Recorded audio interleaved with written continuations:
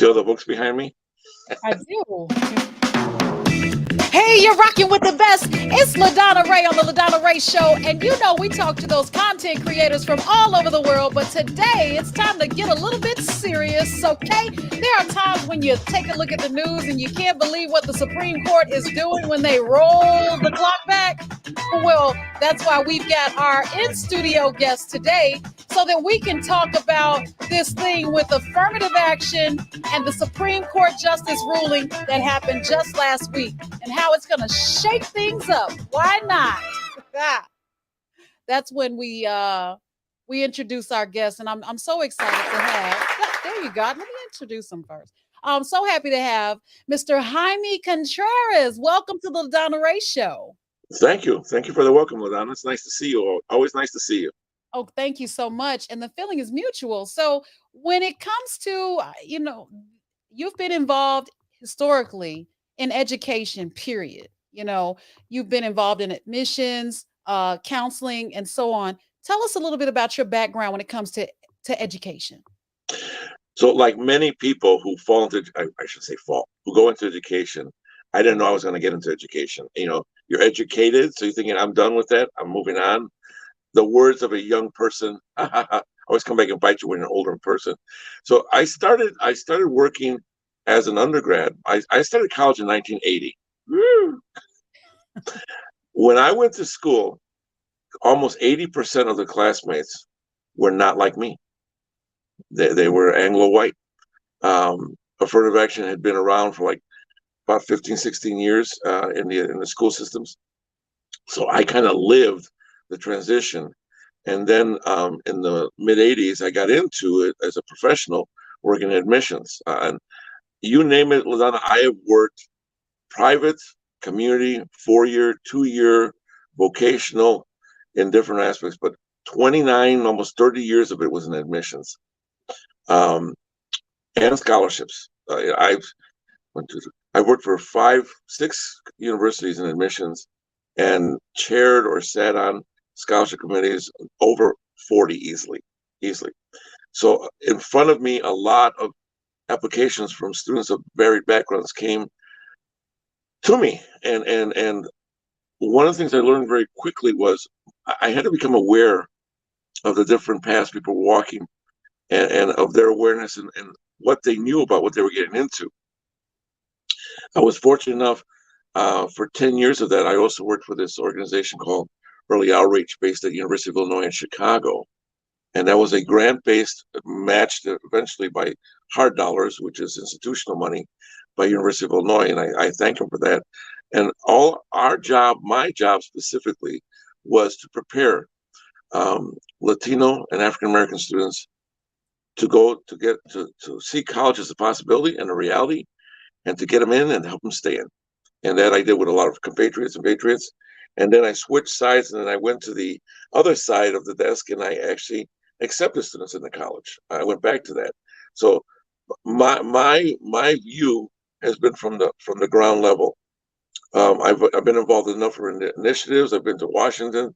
I've met with Bush, Clinton, and Obama, those 3 presidents, on different points in relation to affirmative action, in relation to support systems, support programs. And you're right, I've done the admissions, I've done the student life, I've done the counseling, I've even done the teaching. And I sit back now as almost 62 now, and as I go a semi-retired know-it-all who doesn't have a full-time job, and I can take in what has happened and what is happening. And as we were saying before we got on the air, to me, I find it almost very biting that they did this as Independence Day was coming up. Well, what was it like? You said that you were in college in 1980 and affirmative action was put in place in 1961. It was about 11 years later. What changes had you seen and witnessed since affirmative action started in its inception in 1961? Well, I went to Loyola University, Chicago. Yay Ramblers! A plug for my alma mater. But I had applied to the University of Illinois at Urbana, and I also applied to Notre Dame, Marquette, and University of Wisconsin. So I was one of those who applied a variety of schools. When I went through the process, I had an interview at Notre Dame and Loyola. I never met anyone per se from Wisconsin or Illinois. So I wondered, was this cabal of men and women sitting there deciding, flipping a coin, do I get in or get out? So when I got in, and so clarification, affirmative action primarily exists at selective institutions, public institutions, but private schools started also realizing we need to have more of them, so they can be part of us. And I'm using vernacular. Please accept my apologies for that. But that's the way I saw it when I was a young man. So I got in there and I noticed right away I could count on my hands the number of people who look like you and me in the classroom. LaDonna, I'm like, boy, there are not a lot of us in here. Well, do you think it was because we weren't qualified, or do you think it was because we didn't get a fair shot? I think it was a combination of, I don't think qualification is a tricky word. I think it was the awareness, and we weren't encouraged.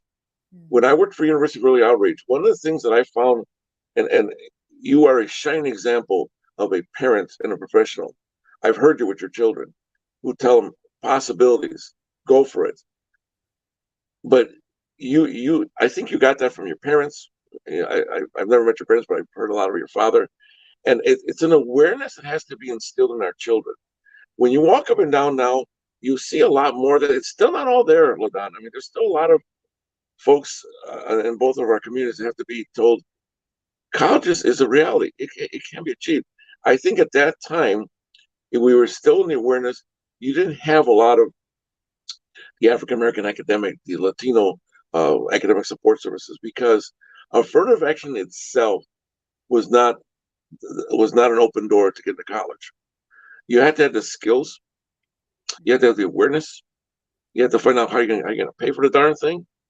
You had to have support before, during, and after going into college. And the campuses had to, one, engender a welcoming atmosphere. I mean, when I got there was nobody in the minority support. And I would visit my friends at Urbana. They were just starting out. So they kind of just, it's like taking your kid, throwing them in the lake, swim. And that's the way it felt like back in 79 when I walked on the campus, in 80 when I started. And it's like, okay, now I'm here. What the heck do I do? Who do I connect with? How do I find a tutor? Is there someone like me who looks like me who's gone through this? I still have to work. I have to travel. I don't have a car. I'm coming on a train. All these things of life were there. And I think affirmative action legally allowed us to go to these schools. But socially, academically, and personally, they did nothing in the beginning. It was like sink or swim. It's still kind of scarce. Well, yeah, it is. It is. Yeah. Yeah, it's so there's my question to a lot of people. I've had this side table conversation with, a lot of different people. It's almost like, okay, first of all, you have to understand what affirmative action is. Mhm. Affirmative action was put in place in 1961 to make it fair to apply to college because we were not given a fair shot. Okay. Right. But I have to wonder, okay, now that the Supreme Court justice ruling is unraveling this and reversing this whole thing, what do we do to rise above it? Because what was the application process? Do you go through these applications? Okay, black, white, black, you know what I'm saying? Mexican, and excuse my expression. No, but it's okay. I want to know, what does the application process look like when you say, okay, look, we have to be compliant when it comes to affirmative action. And in my opinion, if you're going to remove it, why even ask me what my race is in the first place? The applications need to change and just say, what is your first name, last name, GPA, school? Don't ask me what my race is, because it doesn't matter unless you're just simply trying to get a picture of me before you even get to know who I am applying to your institution. And I do believe that this affirmative action situation is going to spill over into other Sure. industries, including corporate America Sure. and grants and nonprofits and things of that nature. So I want to know, what is the ugly of the process, because how do you stay compliant with affirmative action when it was in place? And did we take full advantage of it, being the, as it's called, minority? I hate these terms, but being the minority that is applying to these colleges in the first place, that are getting government funding, and private institutions that are Sure. not. I want to know the process. What did it I'll look tell you. I'll tell you that. I'm just going to give you a little ditty first. In 1992, I stopped saying minority, and I sometimes it does again. So I started saying people with naturally good tans, and no one gets offended. I'm like, I just get darker. I don't get tan. So that's why I always say us people with the naturally good tans that people pay for. So admissions policies committees. There's been a couple of movies and many books written about admissions. It's always like the secret society. Um, as a young admissions officer, and I won't say institutions because I don't have permission to say them, but I was at this one institution which is a private school. And I'll give you two examples of what went on at a private school and a public school. At the private school, they have their academic standards, and it was around the mid to late '80s that they started adding minority support programs, because you could let Jaime in, but Jaime's got, our minimum standard is 275. Jaime's got a 274, so he's close enough. So they set up a list at all institutions. They always set up a list of standards of admission, and you mentioned a lot of them: GPA, courses taken in high school, um, extracurricular activities, leadership roles, outside activities, etc. And in some schools they're weighted. Of course, you're going to look at the GPA and the courses taken before, and of course AP courses, advanced placement in high school, and they're given a number. And depending on the institution, it's a point system, a percentage system. They're assigned a value. Okay, so you get little Johnny, little Jaime, and little Mary. They all apply. Mary being the Anglo, and I'm just using the name. Please forgive me. African American Johnny and Latino Jaime. I And know you say, African American Johnnies. It's okay. there's still some left. I know it's not a popular name anymore, but there's still some left. Yeah. We'll say Liam, your son Liam. We'll say little Liam. There you go. Make it personal. It's really a Irish name. So I know, but that's okay. Hey, my daughter's name is Ashley, which is an English name, so there cool. you go. So little Liam, Mary, and Jaime are qualified for admissions. I'm on the committee. So what happens is that they the old way, now they talk computerized. With the old way, they would have a paper and the application, and they would look at you have to write an essay, you have to fill an application, and they have all your GPA, and they have your standardized test scores, SAT or ACT.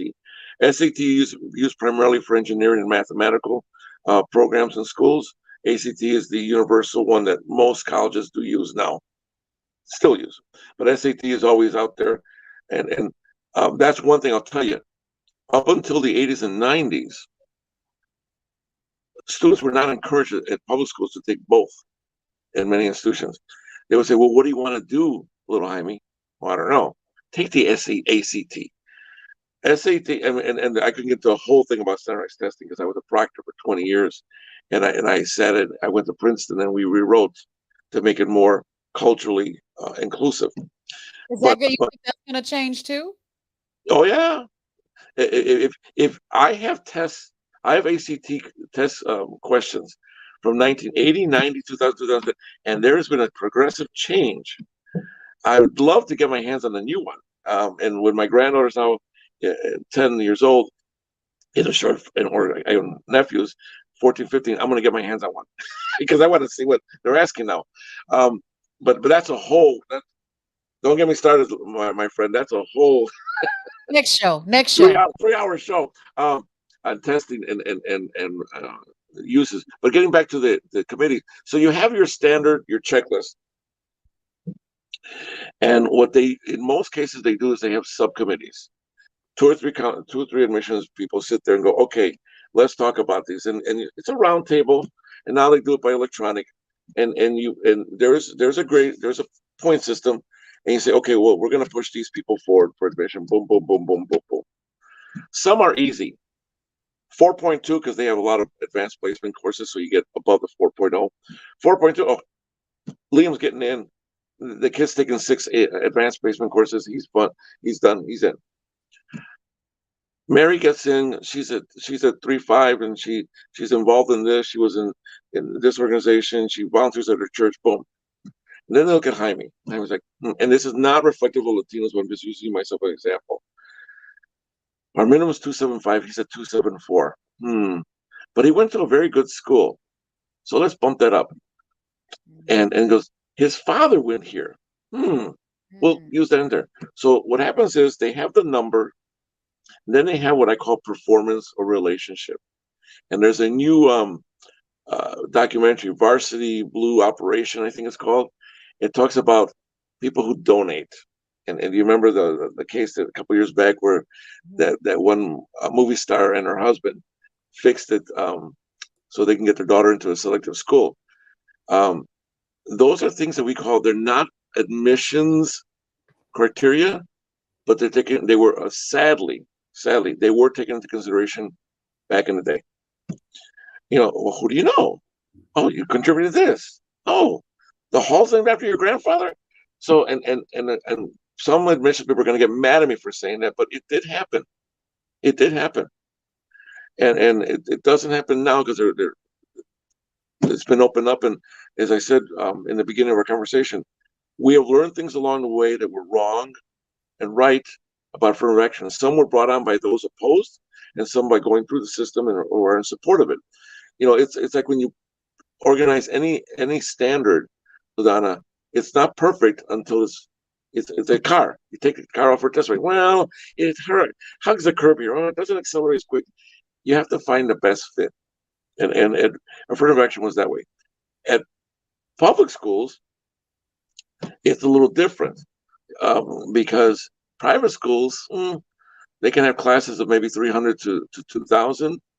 Public schools start at thousands and can go up to 10, 12,000 classes coming in, of students coming in. So the numbers are astronomically higher. The staffs are bigger. The process is more staggered. What they do is they have a strict number system in many cases. And then they have, as I mentioned before, the academic support entrance, the non-major entrance. And what they do is, okay, little Jaime cannot get into the engineering school he wants to, but let's let him as an undeclared major in the liberal arts, and he can transfer over later. And they would set up a whole set of standards. You have to take this course, Jaime. You have to get this grade in this, meet with your counselor, go to a tutor, and then you apply for admission into the school you want to get into. We'll let you into the campus, but not into the program you want. So when you talk admissions, there is the admissions to get into the school itself, the physical campus, and now the cyberspace campus. But then it's a whole different thing about what you want to study. Obviously you and I, we go to the doctor. I don't want a guy who barely passed medical. Where's your degree from? Right. University of what island? And because you can't even make it out. I'm sorry, but we are very much on looking at the name. It's like, oh, I don't know that school. Where's that? Antigua. Antigua. Yeah. University of East Antigua Bay University. Yeah. So and I always throw humor in, me, LaDonna, but seriously, so admissions at college, at public schools were always different because they have more money to throw it at. Yeah. They're answerable to the voters and the public and the board of trustees who are publicly elected or selected. So they have to be more refined. So their process was, well, if he can't get in regular admission, we'll put him into this portal here. And this is the only time I want to say this. We're trying not to, the minority admissions portal. And so a lot of students got in there. Interestingly, when I went to school in 80, it was about 79-80% were Anglo. As recently as 20, it is now only about 53% of the students on campuses are Anglo. So affirmative action has had an impact. But I always look at this. People getting into college are one thing. People graduating from college are different.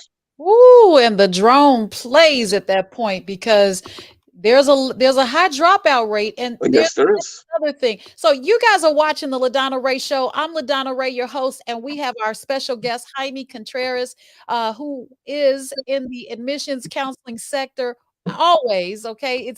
You've been in that situation. You've been in that for 30 years. That's a long time, no, right? But 1984. you Oof, started when you were you it's started a when you long. You just aged me. no, I was saying you started when you were about 3 years old, but Yeah, I was. Yeah, we're the gray beard. talking I we're premature gray. Yeah.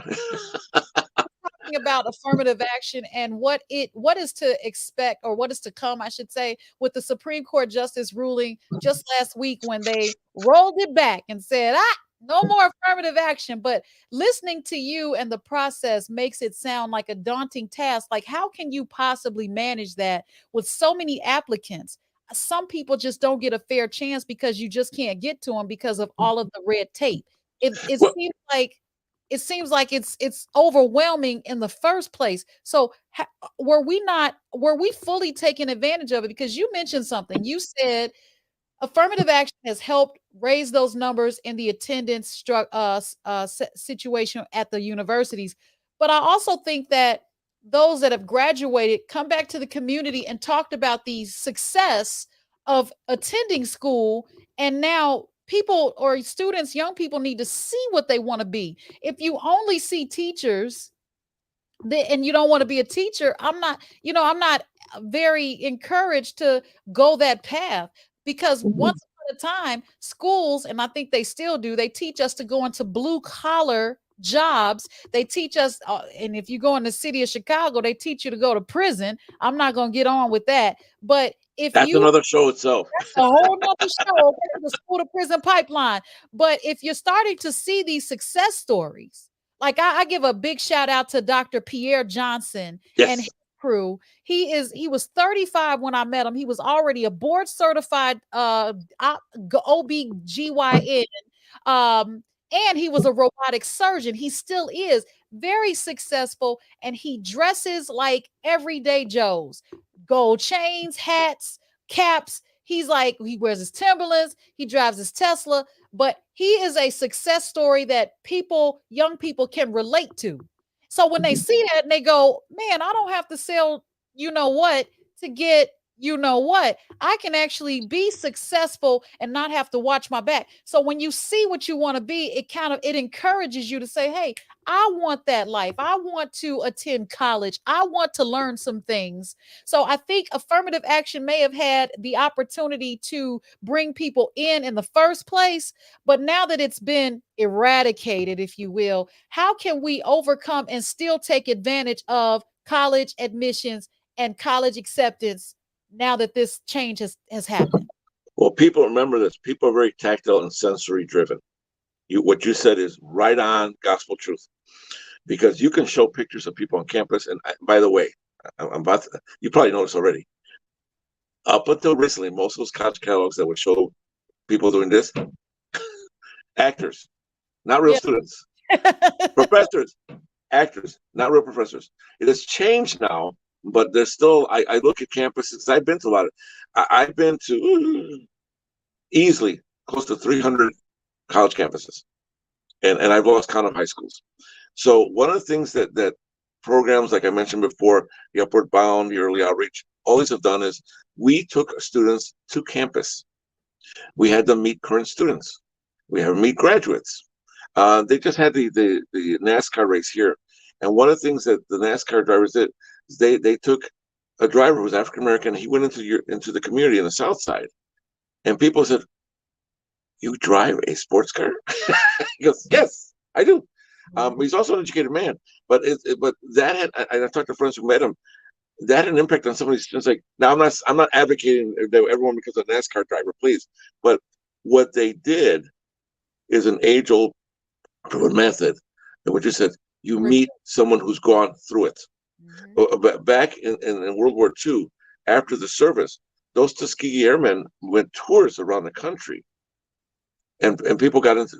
We had more pilots. Oh, that's fun. The late Tillman, who was on NBC and he was a pilot, he talked about meeting them. I remember I met him one time. He's like, that had such an impact because I said, this guy looks like me. I could be him. Mhm. So you have to have that experience. Number two, I mentioned before, how do you fix it? How do you do it? You have to maintain. Affirmative action may go away, but one thing that should never go away are these support programs that are now funded by the institution, the state. As I mentioned, the Latino, the African American, Asian, whatever subpopulation it is, and sub doesn't mean bad, just a part of it. Those programs need to stay because that is how those students will stay. The retention of Mhm. students will stay in school because if you have no support umbrella, no support system for them, without it's like I said before, they're thrown into a lake and swim. But if you have that, and I hope that doesn't go away because I've not read that yet, but that's my big concern. The affirmative action in the admissions, which I think a lot of people did take advantage of, but here's the thing: a lot of people didn't know what it all entailed. Mhm. I would tell them, it's like, you now have the key to get into your grandfather's den. You now have the key to your father's car. Put it in the ignition, put it in the lock, Mhm. open the door, start the car, go for a ride, get in the room, take a book. I'm in my library. Take a book off the shelf, read it, find out who these authors are. Boom. I always tell people, and you know this. I said, when they always say, a lot of people back in the 30s and 40s used to love different books, and one of the books they loved was Three Musketeers. They don't know that was written by a Haitian man. He wasn't white. Mm. Alexander Dumas was not. And like, really? Like, again, knowledge is power. It is. Read, find it, and I think a lot of students in the early days went to college and they didn't have choices or options clear to them, and I think that's why you had a lot of bitterness of, oh yeah, they let me in, but I couldn't do this, and that was a failure on our part, on those of us in education. It was a failure, and but we quickly realized, okay, we need to put support. Then we had to work on the attitude of students coming in and going to college. Then we had to work on preparing the young people when they're in grammar school that college is a reality. Mhm. Because And let me interject. I remember volunteering in my son's classroom. He was in kindergarten at the time. And I would volunteer every single day because I worked for myself and good for you. I became very involved in his class. Number 1, I wanted to kind of round up the parents because the parent participation in the school was very low. Yep, So when I spoke to there was a young man, I'll just call him Jimmy. Okay, we're on this Johnny Jimmy thing, right? So I'll just call him we're Jimmy. gonna get calls. Those are not the names Right. we use. So Jimmy would always come to school hungry. Yeah, He would take more food than we get. He wanted more, and you could tell. And he was very thin, not where I would call the authorities, but he was very hungry all the time. sure. And you don't know these children's stories, right? So that brain develops until age 25, and if you're getting hot flaming hot Cheetos in the morning for Yeah, breakfast, you're not feeding the brain with the yeah. nourishment, Don't right? get me started on junk food. Right. So I don't know, I gravitated towards him because he was very troubled in the classroom, if you know what I mean. He was Sure. always getting into trouble, always bothering someone. And it's probably because he had attention deficit, was hungry, was uncomfortable. How can you sit still and learn when you have all of these things going on? Maybe mom didn't come home or whatever the case may be. But when his mom came up to the school, I had a conversation with her and I told her I call him Dr. Johnny. And she said, "Oh, why do you call him that?" I said, "Because I think he's going to be a doctor one day." She said, "We don't have money for college." Kindergarten. Yeah, I said, "Well, you got about 13 years to figure it out."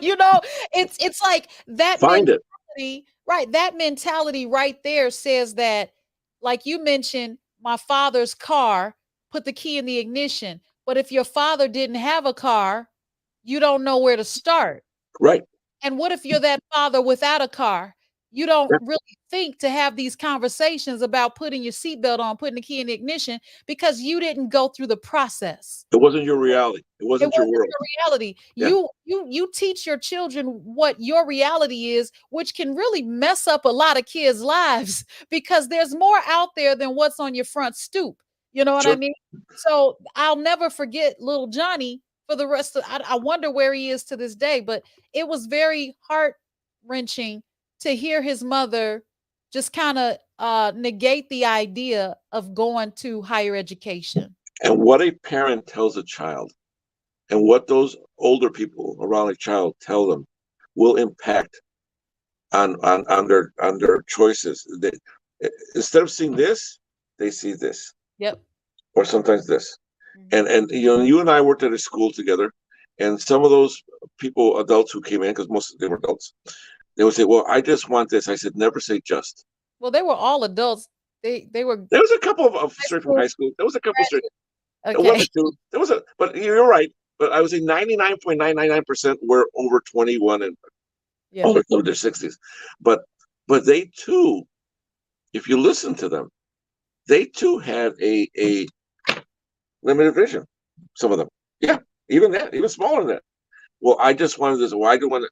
I always want to do this. Why haven't you done it? Right. No one encouraged me. I didn't have anyone to follow. As you said before, mentors are key. Supportive parents are key. Parents understanding the education system are key. Professionals who've gone through it coming back are key. Finding sources. I said before when I started, I sat on numerous admission scholarship committees. There's a lot of money out there. There was a young man, an African American man down in Texas, who got over $3 million in scholarship offers. The money is there, LaDonna, but you got to get off your butt, and someone's got to show you where and how and walk you through. I also served as a financial aid officer simultaneously, about 7 years. I speak to our financial officers at the school you and I worked at. And one of the things I would do is I would present in Spanish and English, long story short, and make it like a treasure hunt.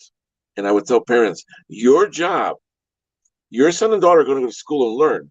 Your job is to find the financial vehicle to get them into school.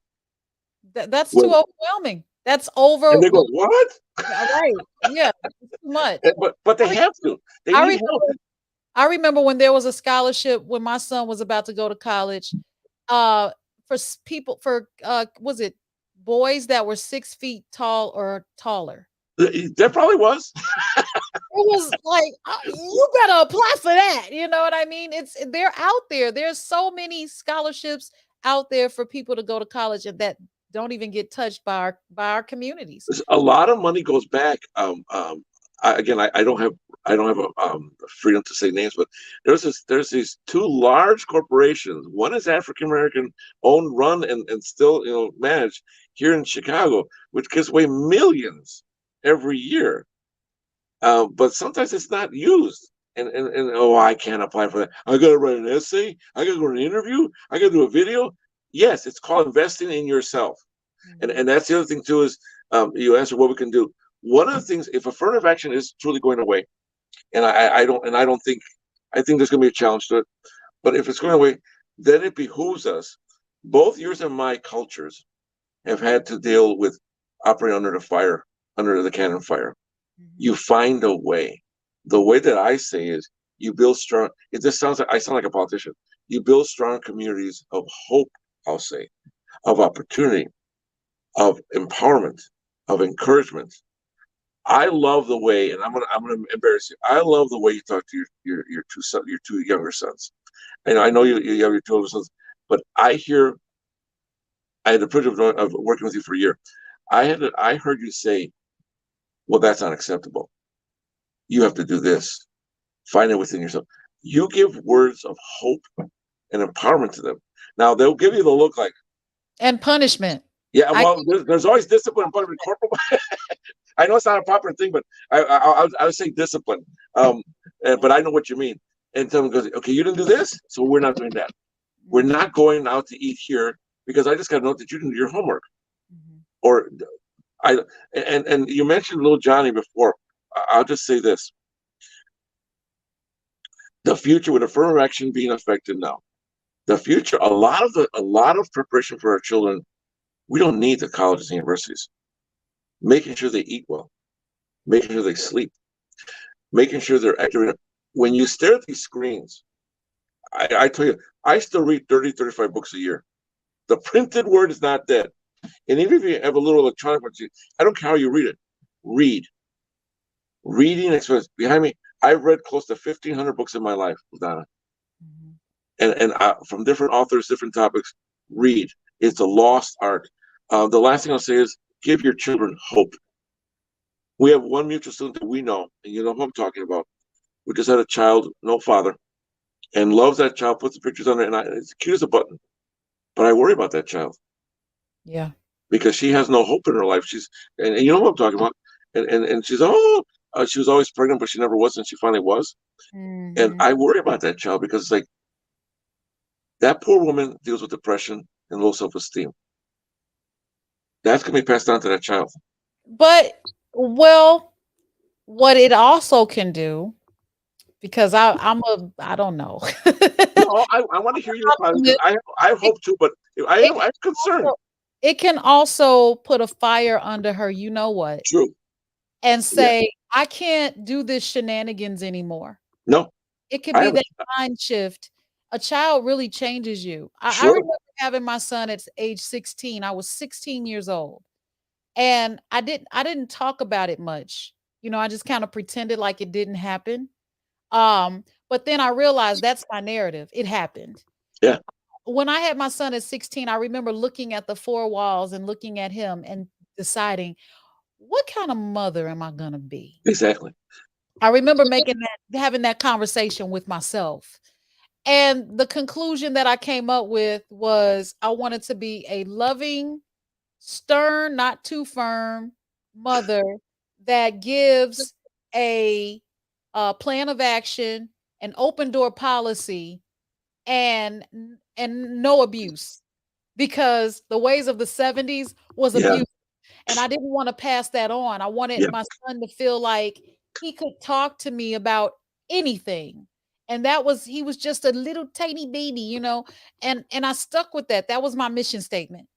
And that son graduated from University of Illinois in Champaign-Urbana with a chemistry degree. Now I sent him to school to be a doctor. Okay, I'll take it, right? But he too struggled with a support system when it comes to graduating from an Anglo-Saxon university. Yeah. You know what I mean? There was very little student body for African-American involvement or outreach that he aligned himself with. Now, either they didn't have much of a program or he didn't take advantage of the program. You know what I mean? Or it could be a little bit of both. But we have to change these things. We have to take full advantage of what is before us. I want to do a series called What to Do with What You Have. A lot of times people look at the other side of the fence and they go, well, if I had, but I can look at their side of the fence and go, you got this, you got a phone, you got a camera, you got a computer. I would start a whole operation. You know, sometimes we don't see those opportunities before us. Exactly. And at the same time, you talked about diet, nurturing, good, you know, sleep. I think we have given our children these smart devices. I've done it. I'm still doing it. My kids are home from school. They don't start camp till next week. I'm like, yeah, just fine, you know. But I also try to put one thing on the refrigerator for them to learn per day. The Battle of Saratoga, about GC, I forgot his name. It's on the refrigerator. I want them to learn about one thing per day, and then they can have those devices. But those devices are minimizing our production of even melatonin. There's so many effects. You know, the sleep is not right. The attention span is short. And now you want your kids to sit still and learn. I had a conversation with my son. I said, listen, is this the best grade you can get in math? And he said, no.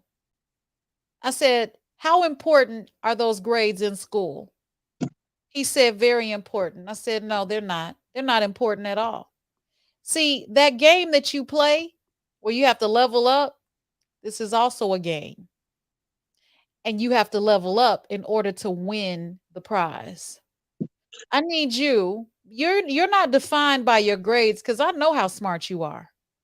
But I need you to play the game so you can show the game creator how smart you really are and you can win the prize. Yeah. I needed to Yeah. change that perspective. Exactly. That's a beautiful story. And knowing your sons, it took root. It took root in their mind. I'll just say two quick little things. I had graduated from high school, and we were in the back car, and we were going to my graduation, and I said something to my father that nearly broke his heart. And I wish I could have taken it back by then. He asked me, "Well, you had a B average," and I said, "I could have done better, but I didn't try." And here, this man had 3 jobs and had sacrificed some in his school. He looked at me with almost a tear in his eye because I spat on his sacrifice. Mm. And I vowed then, and that's how I got into education, I will never allow that to happen to another person again that I can touch. I'll make them appreciative of their parents and also appreciative of the opportunity given to these young men and women, because a lot of times we take it for granted. Oh, mom's going to make sure I do this. Oh, I'm going to, and what if mom and dad aren't there? Mm-hmm. Oh, You have to build that in within yourself. yeah. I won't say pride, but self-awareness, value in yourself. And I think affirmative action, I think it was good for what it did. If it goes away, it's not the end. There's still going to be a lot of people going, like us, going to college. But I think now it has become a community societal thing. I don't think society will let it. And politics are funny. I had a professor years ago who told me, wait 40 years, the neighborhood changes. Wait 20 years, a sports team rises and falls. Wait 5 to 6, and politics change. And approaching my 62nd, he was right. And so I would say this is a small little black eye we gotten from this, but we'll get over it. It's not gonna go quietly into the night, because I think the true strength of our community and our country is the people and the parents like yourself, like I was at my age, to instill the next generation. I got this far in the path. My children got this far. My grandchildren get this far.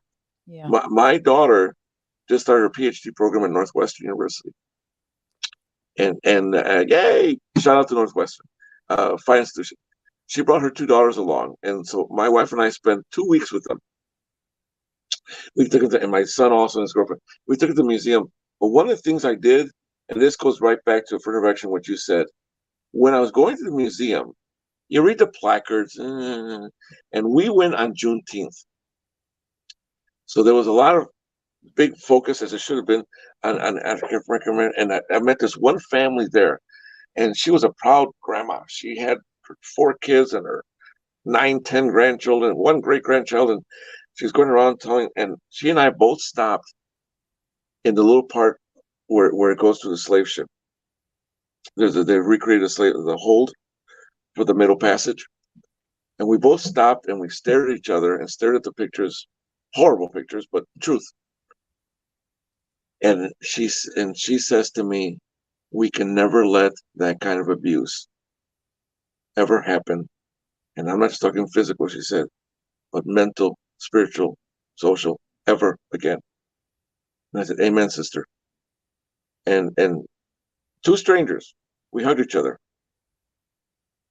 And little grandkids came up and says, and she tells them, "Put that phone down and learn something." Mm-hmm. Look, those are our ancestors.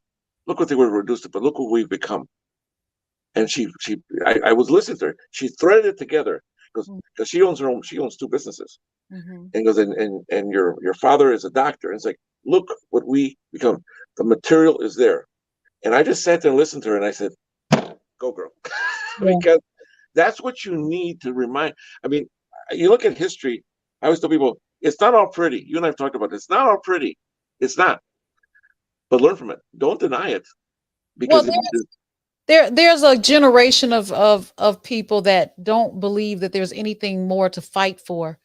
I hate Wrong, that things wrong. happen in, police brutality cases, Yeah, things that have happened unfairly that have just been in plain sight. And we still kind of turn a blind eye and say, well, there's nothing left to fight for. I'm not saying you or myself, but because of that mentality, the you have people looking in a different direction. You have to understand that social media is not the savior. no, It's not, and oh my gosh, I finally arrived, this stuff is over with. No, it's not. no. To look at what's happening in your community, what kind of businesses go up in your community, who comes to your community, who profits from your Who community, owns them? Who owns the businesses? Who? who owns your dollars. I mean, we put trillion, $1.3 trillion into the economy, and it's not even in our community. Yeah, Even businesses in our community aren't even forced to wash their freaking windows. You know what I'm saying? I sent a letter to the mayor of my city, and I'm like, if there's going to be businesses here getting a 10-year tax break, they need to edge their grass, sweep the front, and wash their windows. You make our community look like crap when you come here, collect your dollars, and go home to some other town. I'm not having it. I'm not having what? it. My father was a businessman for many years, and he would always sweep the stoop. And I said, why did this? He's like, because in Mexico, in a lot of countries, you sweep the stoop, you put the garbage, you pick up everything, so you're ready to welcome the customer into an experience. You make sure the floors, you make sure there's not a smell in the store.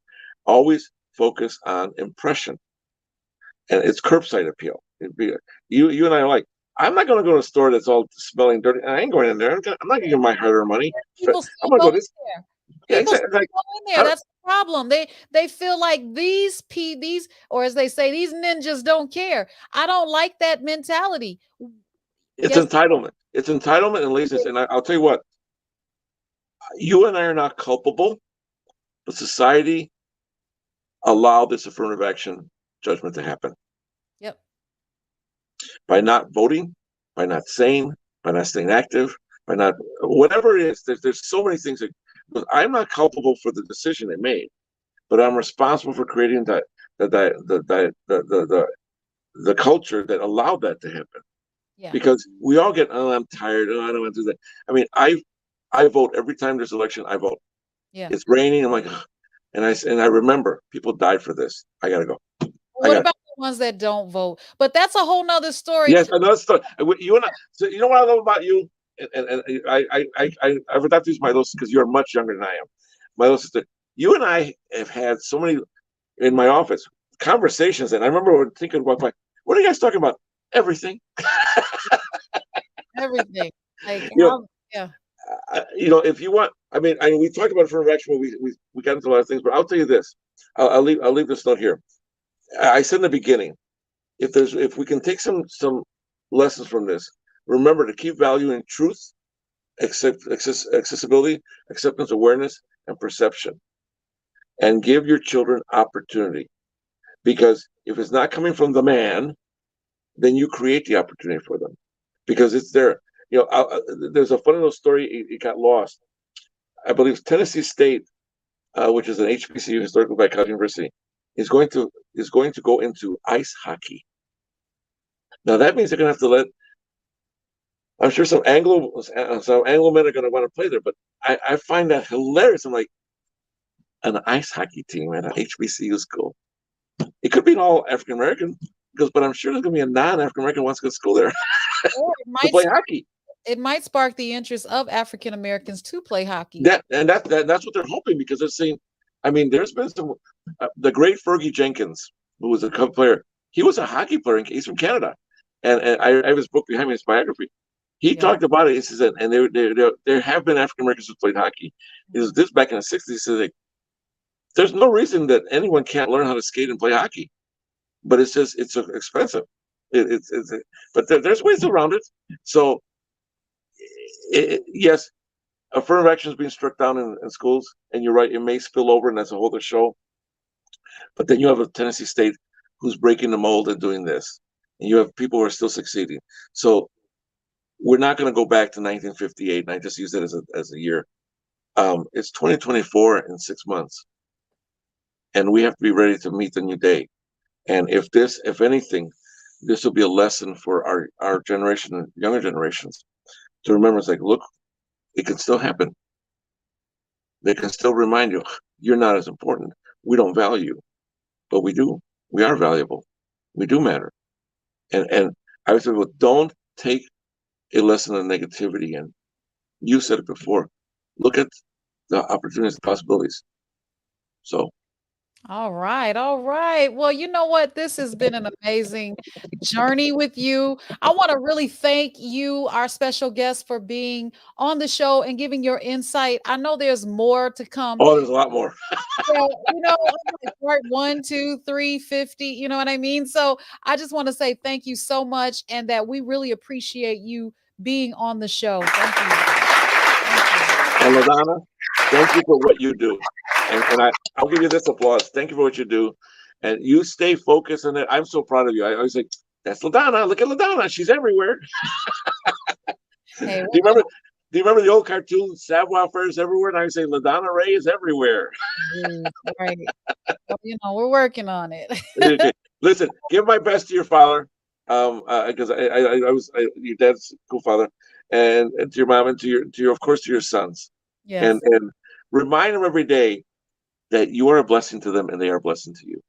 I will. Thank you. Okay? And same to you and your family. Thank you. I gotta go do laundry now. Okay. Well, go right ahead, Jaime. I will go do that. God bless you. And if you want to talk some more, I'm always here for you. Of course. Okay? All right. God bless. Take care. Bye-bye. Bye-bye. Wow. All right, you all. You know how we wrap it up. I just want to thank you all for joining us today on the LaDonna Raeh Show. We've had a compelling discussion with our special guest, Jaime Contreras, about affirmative action in admissions. But before we go, I want to remind you to subscribe and follow us on our social media platforms to stay updated with our future episodes. You can find us on YouTube, Twitter, Instagram, and Facebook. Just search for the LaDonna Raeh Show and hit the subscribe or follow button. We value your support and would love to continue the conversation with you. If you have any more questions or topics you'd like to cover in future episodes, please feel free to reach out to us or me on our social media channels or drop us an email, which is LaDonnaRaehShow@gmail.com. And I appreciate the engagement and feedback. Once again, a huge thank you to our special guest, Jaime Contreras, for sharing his valuable insights and expertise with us today. We hope this discussion has sparked a meaningful conversation for you to have with your community, your church, your kids, your family, and your friends. And hope we provided a deeper understanding of affirmative action in admissions. So a lot of people, it's been around forever since the 60s, but it's like, well, what exactly was it? It wasn't a handout. It wasn't a favor. It was a policy. So stay tuned for our upcoming episodes where we'll continue to bring you engaging discussions and fascinating guests. And remember to subscribe and share the LaDonna Raeh Show and comment, please. Thank you. And until next time, take care. Keep exploring the world of ideas and knowledge. I'm your host, LaDonna Raeh. Bye-bye for now. Peace.